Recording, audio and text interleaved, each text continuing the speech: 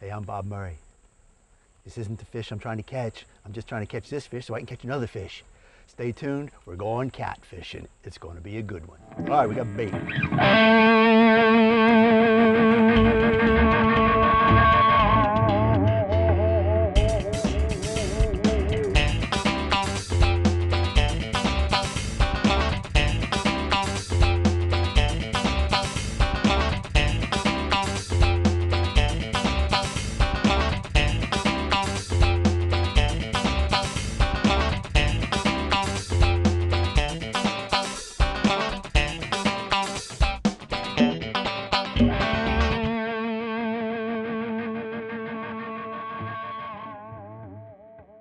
You know, we do a lot of bass fishing on the show and stuff like that, but, you know, getting back to the basics of doing some catfishing and carp fishing. I'm here with Angus McCauley, and we're going to go carp fishing, catfishing. Where are we exactly doing, Angus? We're at a feeder creek of Spruce Run Reservoir, so we're right where the creek meets the reservoir.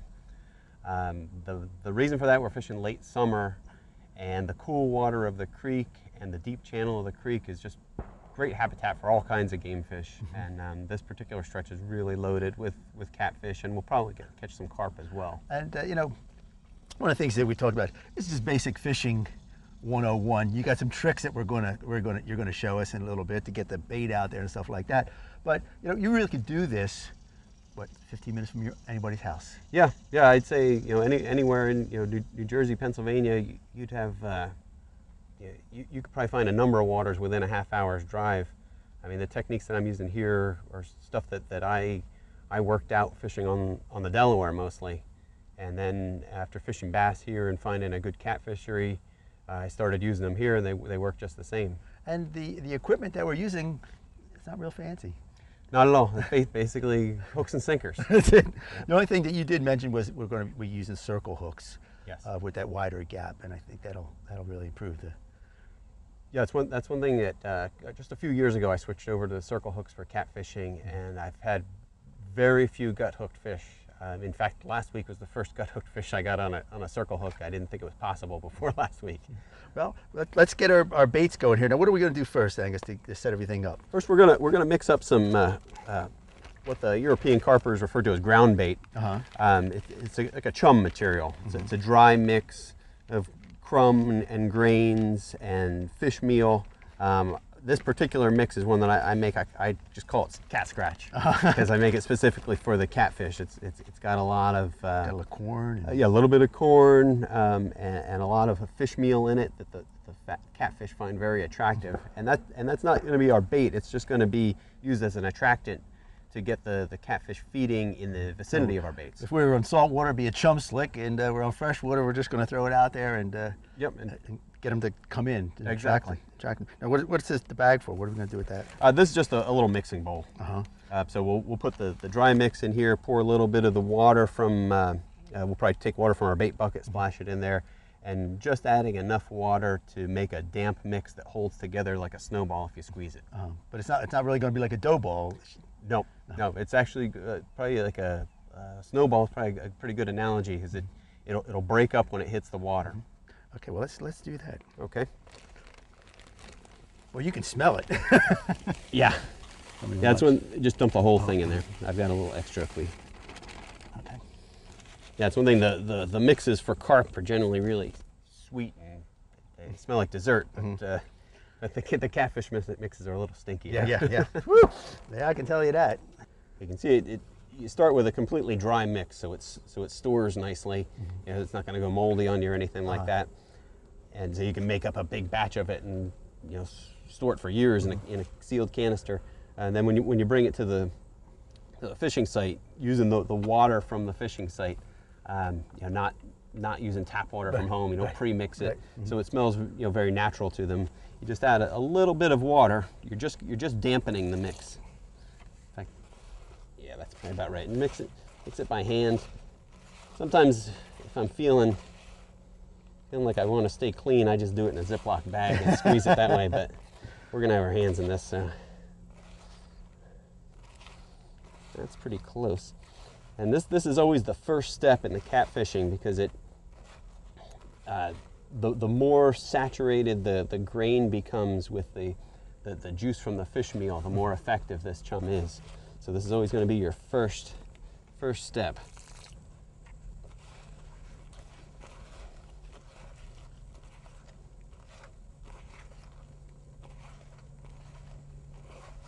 Dry stuff on top. Okay, Bob, I think it's about right. See how it just kind of clumps together with a light squeeze? And we're going to make little golf ball sized balls and toss them into our fishing area. Now, do you spread them out, or are you try to concentrate all of them in like basically one area? Being just two fishermen, we're going to concentrate them all in one area. You could spread them out if there's more people kind of making a bigger swim for the fish, but we're going to try to draw them all into the same spot. And you can see it's crumbly, so when it hits the water, it'll start breaking up and spread out across the bottom. And this will draw in the catfish. Yeah, it's pretty good. It molds up pretty good. Yeah. All right. Let's toss a couple out. Now, where do you want to throw them at? I think we're going to want to throw them like just up from that big root. Okay, you throw it, and I'll follow you. About there? Right about there.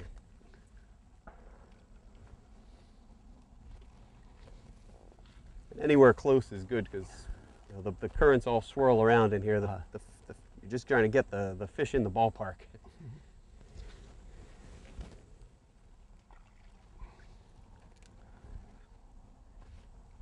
So now you're chunking the bait up. Now, what are we going to do exactly with these, Angus? Okay, some of this we're going to use as chum. We'll like the tail section here. We'll cut it into small pieces, mix it in with our cat scratch here, and toss it in as chum to draw fish into the area for feeding. We'll keep larger pieces like this as a hook bait. What we're trying to do is draw the fish in and give them little snacks, and then that they find a big piece like this. That's the part they're making as a meal.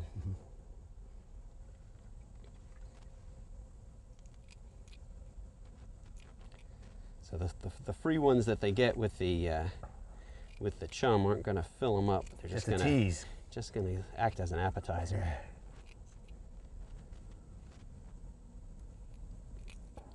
Angus, now we've chummed the area pretty much. Now we got to get our baits in the water. What exactly are we going to do now? Exactly. Next, what we're going to do, we're going to bait up this circle hook with a chunk of fresh cut sunfish. And the way we do that is just pass it through the bait one time, from the inside to the outside. Make sure that there's no scale sticking on the point of the hook, and that's it.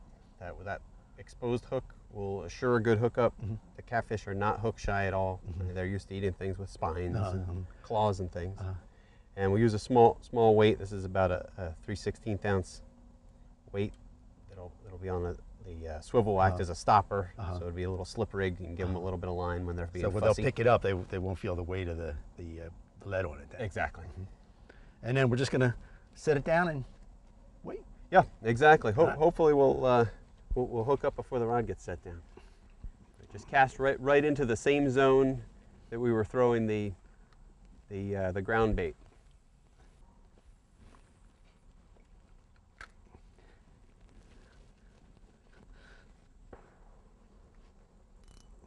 Now, do you have the drag set really light on these, Angus, or it's fairly light. We're only fishing 10-pound line there, so it's these fish will definitely take line on you.